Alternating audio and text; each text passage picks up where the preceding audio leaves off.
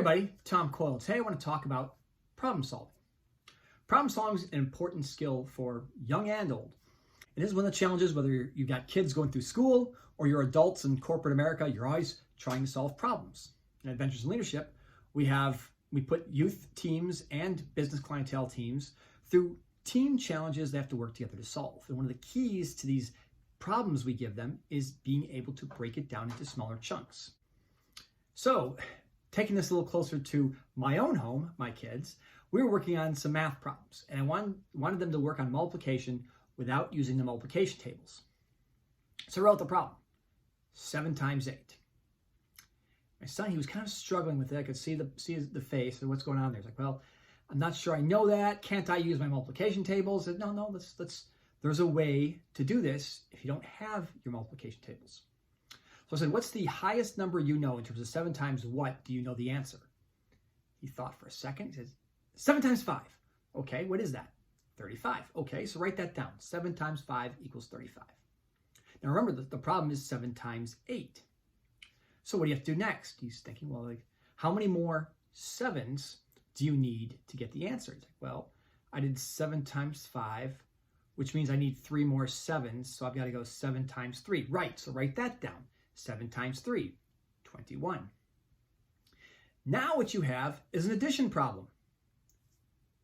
35 plus 21 equals 56, the exact answer you would have gotten if you just knew off the top of your head what 7 times 8 was.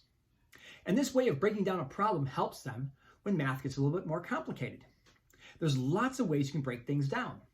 For example, I gave another problem, 33 times 3. Well, how did Tommy break this one down? 10 times 3s to get the 30. So 10 times 3 plus 10 times 3 plus 10 times 3.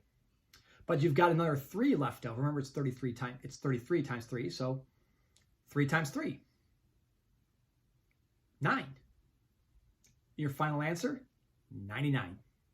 The exact answer you would have gotten if you wrote the 33 on top, the 3 on the bottom. 33 times 3 equals 9.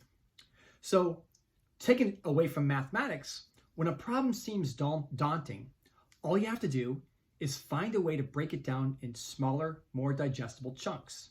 So whether you're doing math problems, and this is why I love math, because it's about problem solving, or you've got a scenario working through, you've got a work project, perhaps there's a teamwork exercise you're going through. These things all come together. Break it down into small chunks. During our summer program, I watch as kids take on exercises that I've done year after year, but each group of kids comes up with a unique approach to solving the problem. One of the kids asked, well, which was the best solution you've seen? I said, well, the one that works. Because every group, there's new group dynamics.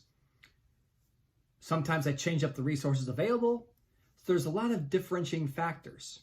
Ultimately, get to the solution that works. So just like math, there's many ways to break down the problem into smaller chunks. If you didn't know 7 times 5, you could have said, okay, well, I know 7 times 4. So 7 times 4 plus 7 times 4. 28 plus 28, 56. So you're always getting the answer. So when a problem seems daunting, take a step back. You can get to the same answer with multiple different approaches. You got to pick the process that works for you. Break it down into chunks, and it becomes less intimidating. Anyway, that's all I have for today. Thanks for watching. Take care. Have a great rest of your day.